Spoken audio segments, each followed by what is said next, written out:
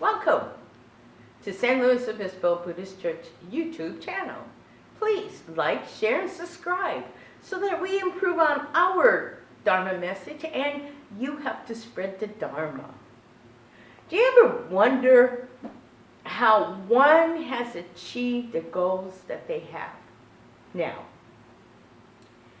And many would say things like, I studied hard. I worked hard for it.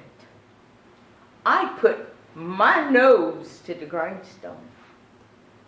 I did it.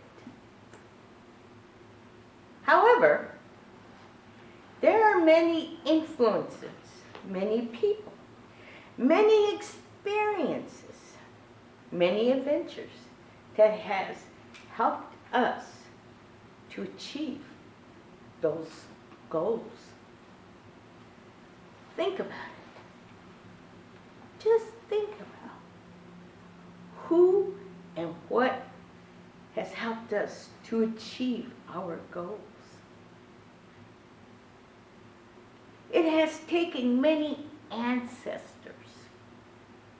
That's grandparents, great-grandparents, great-great-grandparents, because without them, we would not be here either. Takes family, peers, teachers, and yes, many acquaintances in possibly the right moments that share their encouragement and support and their strength with us. But there's that little word again, but where is our gratitude and appreciation to all that has played a part in our lives? We are such busy people. Have you ever stopped to truly think and show our appreciation to everything and everyone who shared their compassion and wisdom? No matter of our situation, past or present, in the now, there is always someone or something that has helped us to open our eyes.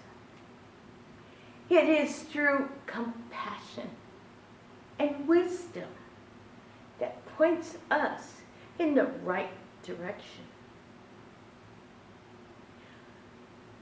However, when will we ever take the time, that little bit of time, to say thank you and express our appreciation to all that has made us who we are?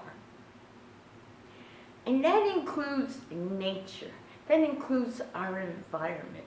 Without nature, we wouldn't have air to breathe. Without nature, we would not have things to eat. The environment is desirable to grow things around us. And we're able to take those in to nourish our bodies.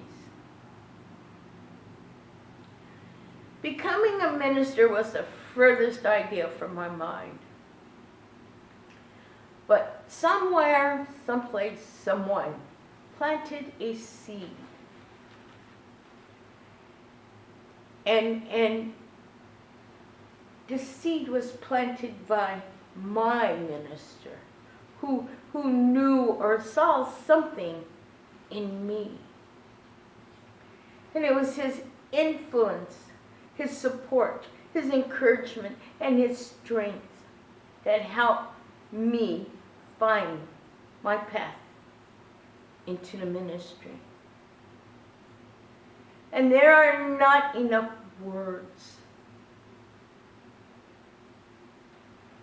to show my appreciation in gratitude to him for planting that seed.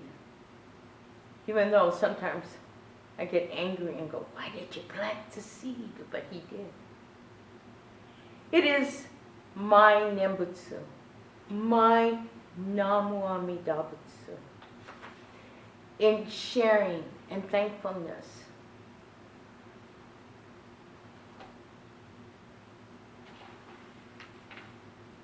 to the many who have given me direction and guidance.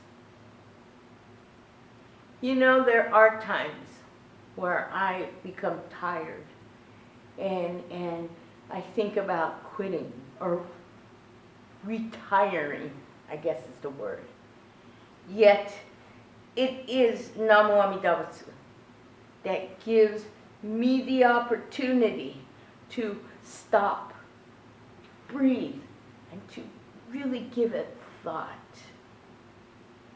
And it is my Nembutsu that the Buddha comes to me and shares wisdom and compassion so that I can truly relax and breathe and to evaluate what I'm doing and where I am going.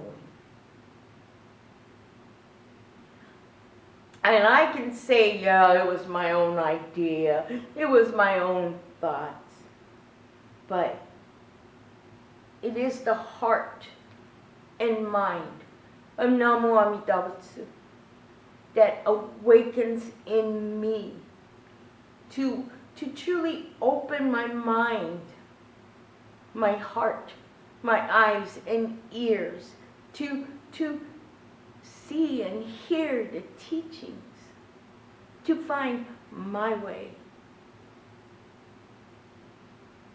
When I was a student at IBS, Institute of Buddhist Studies, and becoming a minister, excuse me, there were times where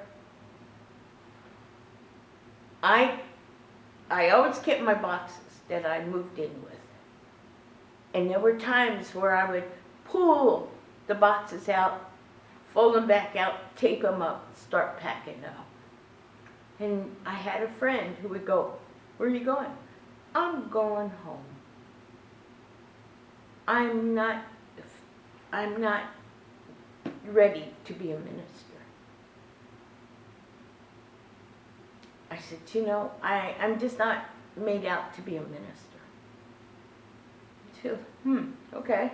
She goes, well, come downstairs and eat first. So my question is, what's that have to do with me leaving? I just come down and eat. You know, maybe sometimes eating, having a full stomach, get a different perspective. And that's what she did. She nourished me. And as we're sitting there and having dinner, we start talking.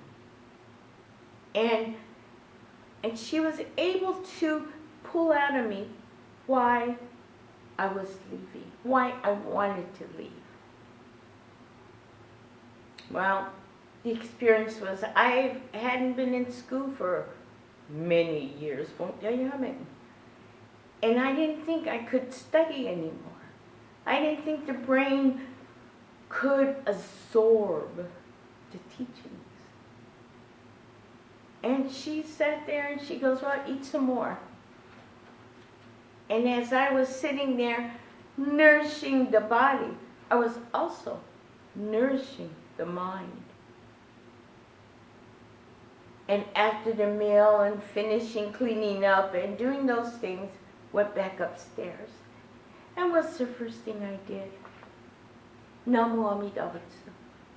Second thing I did, picked up the book and started studying. And there were several times where frustration, my frustration, kicked in. And there were several times where my books were sitting on the floor. And there were many times where it was that meal that helped me stop and think. And it was every day, Namu Amida Butsu. And I ask you today, when will we awaken to the Buddha's teaching? Before Shinran Shonin, our founder of Jodo Shinshu, he studied 7 patriarchs and had many, many teachers to learn from. And they influenced him to continue to teach the Dharma for over 45 years. In fact, his influence is now 850 years since Jodo Shinshu began. He never gave up, and we're still here listening to the Buddha Dharma. Yet I ask you, are we truly able to hear the teachings and our Namu Amida Butsu? If you would please put your hands together for a meditation reading. The 3 treasures. How rare and wondrous it is to have been born into human life, and now I live it. How rare and wondrous it is to be able to listen to the Buddha Dharma, and now I am able to hear it. Excerpt from the 3 treasures. If you would please join me in Gasho. Namu Amida Butsu, Namu Amida Butsu, Namu Amida Butsu, Namu Amida Butsu, Namu. Thank you for listening and tuning in to our YouTube channel.